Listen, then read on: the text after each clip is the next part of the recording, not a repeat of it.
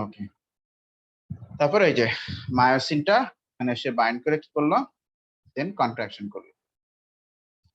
আর ওর মাথায় এই দেখো মায়োসিনের মাথায় কিন্তু মানে এডিপি মলিকিউল লেগে আছে। যখনই মাসলটা কন্ট্রাকশন করলো মানে মায়োসিনটা ওই ওকে টান দিল, অ্যাক্টিনকে টান দিল, তখনই ওই ওই এডিপি গুলো চলে গেল। ঠিক আছে কিনা? ওই যে ওই এডিপি গুলোই কিন্তু মানে ওই মানে এটিপি থেকেই কিন্তু ওই মায়োসিনের এই মাথাটা এনার্জি পেয়েছে। ওই যে একটু আগে তুমি দেখলে না যে এখানে এডিপি আর ফসফেট লেগেছিল একসাথে নাকি? হ্যাঁ, এডিপি আর ফসফেট লেগেছিল এখানে একসাথে। এটা এটা কোত্থেকে আসলো? এটা হচ্ছে এটিপি ব্রেকডাউন থেকে আসছে নাকি? কোত্থেকে আসছে বলো? এটিপি এর ব্রেকডাউন থেকে আসছে। হ্যাঁ, তো তার মানে অলরেডি মায়োসিনের এই মাথায় অনেক এনার্জি আছে, কারণ এটিপি ব্রেকডাউন হয়ে এই এডিপি আমরা এখানে পেয়েছি। এই জন্য ওই ওই এনার্জি ইউজ করে যখনই মায়োসিনটা বাইন্ড করলো, দেখো তুমি এই যে বাইন্ড করলো, বাইন্ড করে দেন ওকে ধাক্কা দিল সামনের, অ্যাক্টিনকে সামনের দিকে ধাক্কা দিল বা টান দিল, তখনই এই এডিপিটা ওখান থেকে ঝরে পড়ে গেল।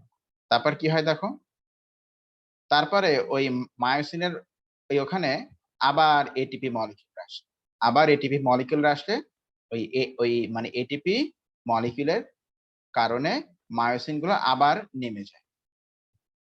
আর মায়োসিনের মাথাতেই এখানে দেখো এই যে এটিপি এইজ আছে, এখানে এটিপি এইজ এনজাইমটা আছে, দেখো সামনে কি হয়। তো এই এটিপি এর কারণে মায়োসিনের মাথাটা আবার নেমে যায়, এন্ড ওগুলো ভেঙে আবার সেই এডিপি আর ফসফেট তৈরি হয়, এনার্জি রিলিজ হয়, এনার্জি রিলিজ হয়। তারপর সেই এনার্জি ইউজ করে বলো আবার কি হয়?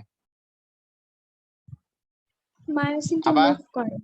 হ্যাঁ, ওই মায়োসিনটা আবার উপরে বাইন্ড করে এই আবার কন্ট্রাকশন, আবার এটিপি আসবে, সেটা ভেঙে আবার এটিপি হবে, তারপর মায়োসিনটা আবার উপরে উঠবে, উপরে উঠে মাসল কন্ট্রাকশন করবে। এভাবেই এই যে হোল মুভমেন্টটা হচ্ছে, বুঝছো? জি স্যার। আচ্ছা, এই এই হচ্ছে মোটামুটি মাসল কন্ট্রাকশন ব্যাপারটা।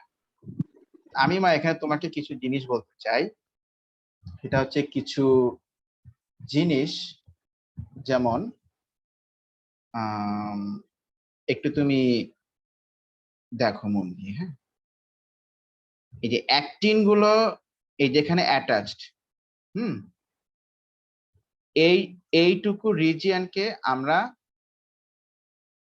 মানে এখানে তো এখন মায়োসিন নেই, তাই না? মায়োসিন নেই, তো এইটুকু রিজিয়নকে আমরা বলছি আই ব্যান্ড।